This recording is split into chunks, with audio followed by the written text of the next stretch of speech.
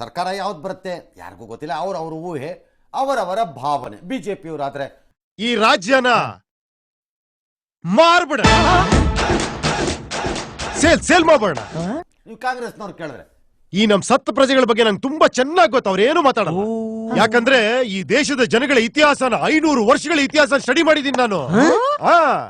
ಆದರೆ INDA ಸರ್ಕಾರ ಬಂದರೆ ಮಹಾಲಕ್ಷ್ಮಿ ಯೋಜನೆಯಡಿ ತಿಂಗಳಿಗೆ 8,500 ಹಣನ ಮಹಿಳೆಯರಿಗೆ ಖಾತೆಗೆ ಖಟಾಖಟ್ ಅಂತ ಹಾಕ್ತೀವಿ ಅಂತ ರಾಹುಲ್ ಗಾಂಧಿ ಎಲ್ಲೋ ಒಂದ್ ಕಡೆ ಬಿಟ್ರು.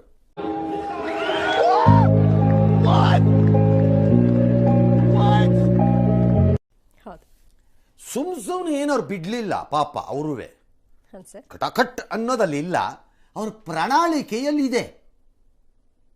खटाखट खटाखट खटाखट खटाखट हर महीने 8,500 रुपए. ಅದನ್ನ ಸಾಹೇಬ್ರು ಡಿವೈಡ್ ಮಾಡಿ 8.5 ಮಾಡಿ ತಿಂಗಳಿಗೆ ಮಾಡಿದ್ದಾರೆ ಅಷ್ಟೇ. ಈ ಖಟಾಖಟ್ಟು ಅಂಚೆ ಇಲಾಖೆಯ ನೌಕರನ್ನ ಕಟ್ ಮಾಡ್ತಾ ಇದೆ ಈಗ.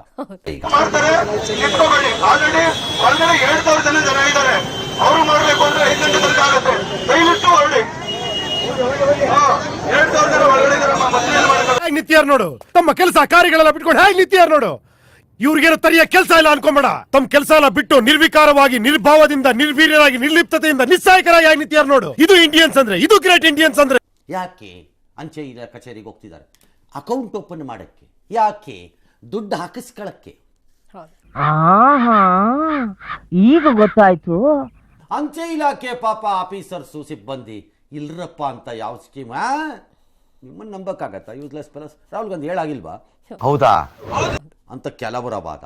ಇನ್ನು ಕೆಲವರ ವಾದ, ರಾಹುಲ್ ಗಾಂಧಿನೋ ನರೇಂದ್ರ ಮೋದಿನೋ ಯಾರು ಬಂದ್ರು, ಅವ್ರು ಬಂದ್ರೆ 2,000, ಇವ್ರು ಬಂದ್ರೆ 8,500 ಬಿದ್ದೇ ಬಿಡದ್ ಬಿಡ್ರಿ ಅಂತ ಆ ತೀರ್ಮಾನಕ್ಕೆ ಅವ್ರು ಬಂದಾಗ